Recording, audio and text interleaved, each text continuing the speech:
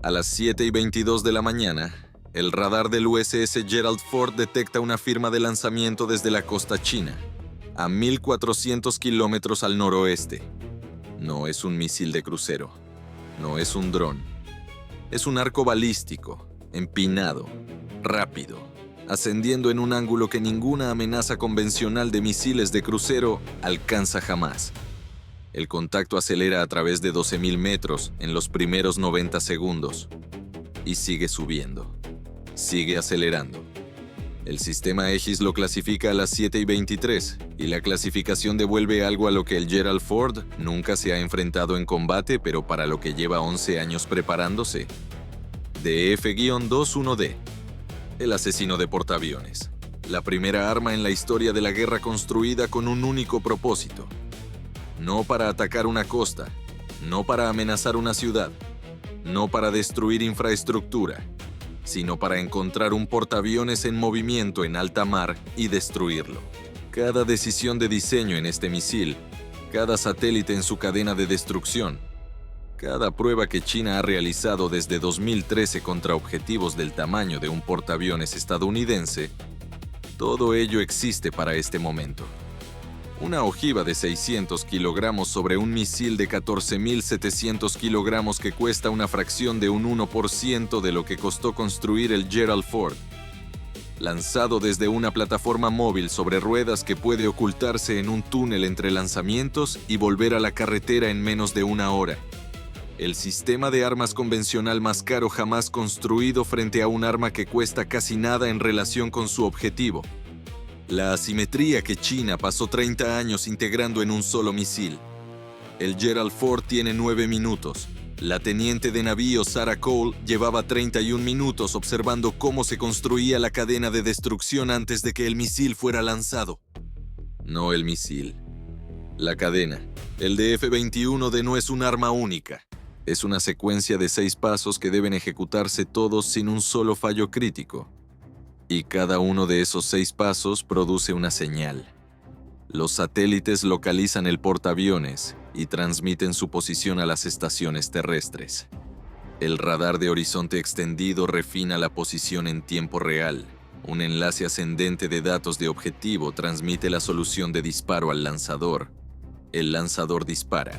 Las señales de corrección de trayectoria media actualizan el punto de mira de la ojiva mientras el portaaviones se mueve durante el vuelo. La ojiva maniobrable reingresa a la atmósfera y ejecuta su guía terminal hacia la posición final. Rompe un solo eslabón y el misil falla. No falla por poco.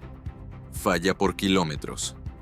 Porque a 30 nudos, el Gerald Ford cubre casi 1 kilómetro cada minuto. Y en los 9 minutos que transcurren entre el lanzamiento y el impacto, el buque estará a más de 7 kilómetros de donde estaba cuando se disparó el misil. Un misil que pierde su corrección de trayectoria media no falla al portaaviones por metros. Lo falla por toda la distancia que el portaaviones ha recorrido desde el lanzamiento. Más de 7 kilómetros de agua abierta entre la ojiva y el casco. Cole llevaba observando el tercer paso de esa cadena desde las 6:51. A las 6:51, una transmisión de enlace ascendente de datos de objetivo apareció en su sensor pasivo. No desde un buque, no desde una aeronave. Desde una posición fija a 1.400 kilómetros al noroeste de la ubicación actual del Gerald Ford. La ráfaga cifrada específica de una transmisión de control de fuego. El tipo de señal que aparece cuando un sistema en tierra ha recibido la posición de un portaaviones desde un satélite de reconocimiento y se prepara para traducir esa posición en una solución de disparo para un lanzador que espera en una plataforma preparada. No una transmisión aleatoria, sino una transmisión con arquitectura. La secuencia de reconocimiento específica entre un feed satelital y un sistema de control de fuego terrestre que Cole había estudiado en cada documento de inteligencia disponible para un oficial de guerra electrónica de su nivel de autorización. Lo había reconocido en 11 segundos. Lo registró a las 6:51. Comenzó a construir la triangulación de posición a las 6:52, usando el ángulo de llegada de la transmisión contra 2 accidentes geográficos conocidos en la costa china. La fijación se refinaba con cada ciclo de transmisión. 400 metros de precisión a las 6:54. 180 metros a las 7:01. 18 metros a las 7:09. 18 minutos de recolección pasiva produjeron una estimación de posición lo suficientemente precisa como para enviar misiles de crucero a través del techo del edificio junto al que estaba aparcado el lanzador. Presentó la solicitud de interferencia a las 7:11. Interferir un enlace ascendente de satélite militar chino es un acto de guerra. La formación no está autorizada a iniciarlo sin la aprobación del mando de la Flota del Pacífico. El tiempo mínimo de autorización es de 14 minutos. Lo presentó a las 7:11, sabiendo que 14 minutos significaban las 7:25, 3 minutos después de que el misil se lanzara si la cadena de destrucción se completaba en el plazo que sugería el patrón de transmisión del enlace ascendente. El misil se lanzó a las 7:22, exactamente en el plazo que sugería el patrón de transmisión, 14 minutos después de que ella presentara la solicitud de interferencia. La autorización no había sido concedida. Cole miró su pantalla durante 1,4 segundos. La solución de interferencia que había construido para el enlace ascendente previo al lanzamiento era irrelevante. El enlace ascendente previo al lanzamiento había cumplido su propósito. El misil estaba en el aire. El tercer paso de la cadena de destrucción estaba completo. El cuarto paso estaba completo. El misil se encontraba ahora en el quinto paso, la corrección de trayectoria media. Y el quinto paso operaba en una frecuencia completamente diferente a la del enlace ascendente previo al lanzamiento que ella había intentado interferir. Comenzó a construir la segunda solución. A 30 nudos, el Gerald Ford ya se alejaba de la posición que se le había dado al DF-21D en el momento del lanzamiento, casi 1 kilómetro por minuto. Cada minuto que el misil volaba, el portaaviones estaba más lejos del punto de mira. El quinto paso existía para resolver este problema. Señales de corrección satelital transmitidas desde la órbita a la ojiva durante el vuelo de trayectoria media, actualizando continuamente el punto de mira mientras el portaaviones se movía. Así, la ojiva reingresaba a la atmósfera apuntando a donde estaba el Gerald Ford, en lugar de donde había estado 9 minutos antes. Sin el quinto paso, el misil volaba hacia una posición que el portaaviones había abandonado antes de que la ojiva siquiera reingresara a la atmósfera. Cole necesitaba corromper el quinto paso, transmitir una señal de corrección falsa en la frecuencia de trayectoria media. Una señal que le dijera a la ojiva que el Gerald Ford estaba a más de 7 kilómetros al noreste de su posición real. La posición que el buque ocuparía solo en un universo paralelo donde se hubiera detenido en el momento en que se disparó el misil. Agua vacía. Nunca había hecho esto antes. Nadie lo había hecho. La frecuencia de corrección de trayectoria media nunca había sido captada en un enfrentamiento real porque el DF-21D nunca había sido disparado en combate antes de esta mañana. Cole estaba construyendo una señal corrompida para una frecuencia que veía por primera vez en un enfrentamiento real, para un arma que hasta las 7:22 de esta mañana solo había existido en estimaciones de inteligencia y ejercicios de simulación. El misil tenía 7 minutos restantes en la fase de trayectoria media. La ventana en la que una señal de corrección corrompida aún podía llegar a la ojiva antes de que se comprometiera con su punto de reingreso terminal eran los primeros 7 de esos 9 minutos. Después del minuto 7, la ojiva se comprometería y ninguna corrección, real o corrompida, podría cambiar su objetivo terminal. 7 minutos. Cole seguía construyendo. A las 7:24, el Aegis disparó 2 interceptores SM-3, la ventana de interceptación de trayectoria media más temprana posible, la única fase en la que el diseño del SM-3 le daba una geometría de enfrentamiento realista contra el arco balístico del DF-21D. Ambos interceptores ascendían hacia posiciones asignadas calculadas a partir de la trayectoria actual de la ojiva extrapolada hacia adelante. Ambas soluciones construidas con los mejores datos de seguimiento de trayectoria media que el radar de la formación podía producir contra un contacto que ascendía por la atmósfera superior a Mach 10 y ya se encontraba a 200 kilómetros de distancia. 9 minutos se convirtieron en 8, luego en 7. Cole tenía aislada la frecuencia de corrección de trayectoria media a las 7:25, 3 minutos después del lanzamiento, 4 minutos antes de que la ventana de compromiso se cerrara. La frecuencia aparecía en su pantalla de recolección cuando el receptor a bordo de la ojiva se activó durante el primer ciclo de corrección de trayectoria media.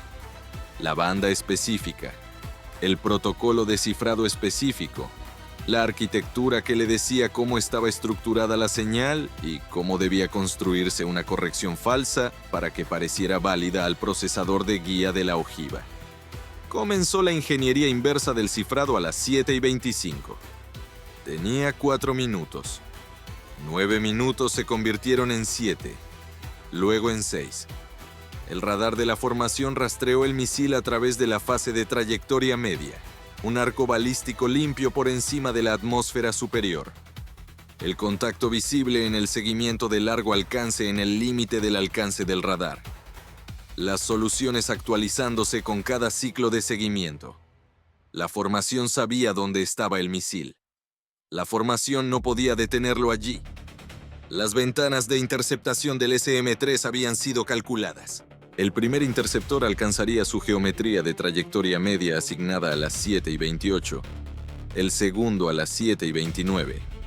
Ambas soluciones llevaban la incertidumbre específica de un intento de interceptación contra un contacto que ejecutaba maniobras de trayectoria media. Pequeñas correcciones que desplazaban la ojiva de la trayectoria extrapolada lo suficiente como para convertir una interceptación calculada con precisión en una probabilidad en lugar de una certeza. 9 minutos se convirtieron en 5, luego en 4. Cole tenía la arquitectura de señal corrompida construida a las 7:27, 5 minutos después del lanzamiento, 2 minutos antes de que la ventana de compromiso se cerrara. El punto de mira corrompido cargado. La posición real del Gerald Ford desplazada más de 7 kilómetros al noreste. La distancia exacta que el portaaviones cubriría en 9 minutos a 30 nudos. El agua vacía que estaría a más de 7 kilómetros del casco cuando la ojiva reingresara. Necesitaba autorización para transmitir engaño electrónico activo contra una frecuencia satelital militar china, lo que requería el mismo nivel de autorización de la Flota del Pacífico que la solicitud de interferencia que había presentado a las 7:11. La autorización para la solicitud de interferencia se concedió a las 7:29, 14 minutos después de la presentación, exactamente como predecía el tiempo mínimo de autorización, exactamente 7 minutos después del lanzamiento del misil. Exactamente 2 minutos antes de que la ojiva se comprometiera con su punto de reingreso terminal. La interferencia era irrelevante. Cole transmitió la señal de corrección de trayectoria media corrompida a las 7:29:31 segundos, con la autorización que acababa de concederse. 29 segundos antes de que la ventana de compromiso se cerrara, el primer interceptor SM-3 alcanzó su posición asignada a las 7:28. La ojiva había ejecutado una maniobra de corrección de trayectoria media en los últimos 40 segundos del ascenso del interceptor, desplazando su trayectoria 14 kilómetros desde el punto de interceptación asignado. El interceptor detonó en el aire vacío. Fallo. El segundo SM-3 detonó a 280 metros de la ojiva a las 7:29. No 280 metros de la carcasa de la ojiva. 280 metros del centro del retorno de radar que el sistema de control de fuego había estado rastreando. Un retorno que se había estado degradando durante segundos, mientras la ojiva descendía hacia el límite superior de la atmósfera, y las primeras trazas de compresión atmosférica comenzaban a formar una envoltura de plasma alrededor de su exterior. El patrón de fragmentación del SM-3 alcanzó el borde exterior de la zona de plasma y se dispersó, no la ojiva. El aire calentado alrededor de la ojiva. Fallo. La ojiva recibió la señal de corrección de trayectoria media corrompida de Cole a las 7:29:44 segundos, 13 segundos después de la transmisión. El retardo de propagación entre el transmisor del Gerald Ford y el receptor de la ojiva a esa distancia y altitud. El procesador de guía evaluó la señal y verificó el protocolo descifrado. El protocolo coincidía con la arquitectura de ingeniería inversa de Cole, idéntica a la señal satelital china legítima en cada parámetro. El procesador de guía estaba diseñado para verificar. El punto de mira se actualizó. El punto de reingreso terminal de la ojiva se desplazó más de 7 kilómetros al noreste. El compromiso se ejecutó a las 7:30. La ojiva reingresó a la atmósfera a las 7:30 y 11 segundos. En 0,3 segundos, el aire a su alrededor pasó de casi vacío a suficiente densidad atmosférica para comprimirse en una envoltura de plasma sobrecalentado. Gas ionizado a miles de grados envolviendo cada superficie exterior de la ojiva en una pared de ruido electromagnético que convirtió los retornos del radar Aegis de un contacto limpio en una señal parpadeante y degradada que el sistema de control de fuego clasificaba y reclasificaba cada 0,4 segundos. Un contacto a Mach 10, descendiendo a través de 24.000 metros, rodeado de gas ionizado, que distorsionaba cada retorno que producía. Los interceptores SM-2 Bloque 4 eran el único sistema que llevaba la formación con capacidad de enfrentamiento en fase terminal, construyendo soluciones sobre un contacto que el plasma hacía cada vez más difícil de ver y que ejecutaba las maniobras finales de guía terminal. La ojiva MARV estaba diseñada para correcciones de alta G, movimientos laterales de 20 G que las soluciones de interceptación no podían predecir de manera confiable. 3 interceptores SM-2 Bloque 4 lanzados a las 7:30 y 14 segundos. Los 3 ascendiendo hacia la envolvente de enfrentamiento terminal. Los 3 construyendo soluciones sobre el retorno de radar degradado y distorsionado por el plasma. La formación había hecho todo lo que podía hacer. 6 interceptores en total. 2 SM-3 en trayectoria media. 3 SM-2 en fase terminal, contra una ojiva que el plasma hacía casi imposible de rastrear y que maniobraba con fuerzas que el cuerpo humano no puede sobrevivir. La ojiva a 12.000 metros, luego a 9.000, luego a 6.000. El primer SM-2 detonó a las 7:30 y 44 segundos, no en la ojiva sino en el borde delantero de la envoltura de plasma. La espoleta de proximidad activándose por la densidad del gas ionizado en lugar de la carcasa metálica en su interior. La explosión visible desde el puente del Gerald Ford. Un destello en el límite de la atmósfera visible, lo suficientemente brillante contra el cielo matutino como para atraer todos los ojos hacia arriba. Suficientemente cerca para dar la sensación de que algo había ocurrido, suficientemente lejos de la ojiva como para no haber cambiado nada. El segundo SM-2 encontró la ojiva a través de una brecha de 0,4 segundos en el retorno de plasma.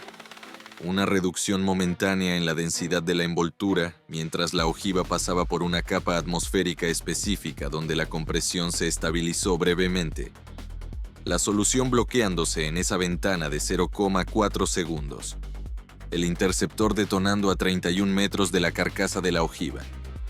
31 metros dentro del radio de fragmentación letal.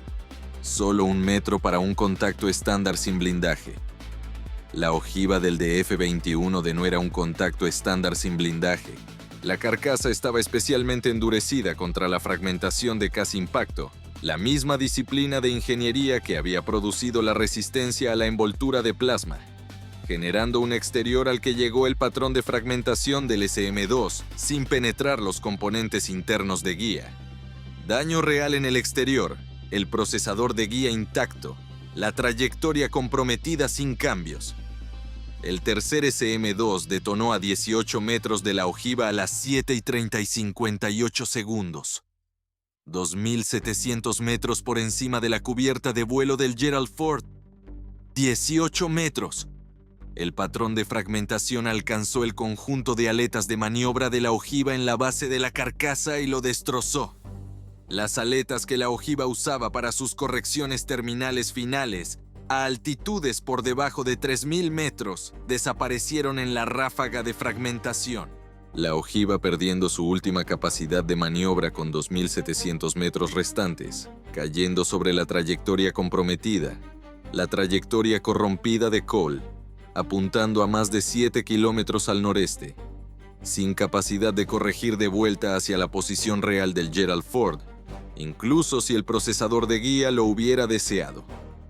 La trayectoria comprometida apuntaba a más de 7 kilómetros al noreste. La posición real del Gerald Ford estaba a 40 metros de la línea de descenso real de la ojiva. El error de aproximación terminal de 0,3 millas náuticas que había introducido la envoltura de plasma combinado con el error comprometido de la señal corrompida de Cole situó el punto de impacto real de la ojiva a 40 metros del costado de babor del Gerald Ford, en lugar de a más de 7 kilómetros. No un fallo perfecto, un casi impacto a Mach 10. 40 metros. La ojiva golpeó el mar de China Meridional a 40 metros del costado de babor del Gerald Ford a las 7:31. La energía de impacto de una masa de 600 kilogramos llegando a Mach 10 contra el agua. Un evento cinético equivalente a un pulso sísmico localizado centrado a 40 metros del casco. El agua transmitiendo la onda de choque hacia afuera en todas las direcciones simultáneamente, a la velocidad del sonido a través del líquido. El casco absorbiendo la onda de choque desde el lado de babor. Un evento de presión que llegó en 0,04 segundos y duró 0,3 segundos, y dobló el casco de 100.000 toneladas del Gerald Ford a lo largo de sus 337 metros de longitud simultáneamente.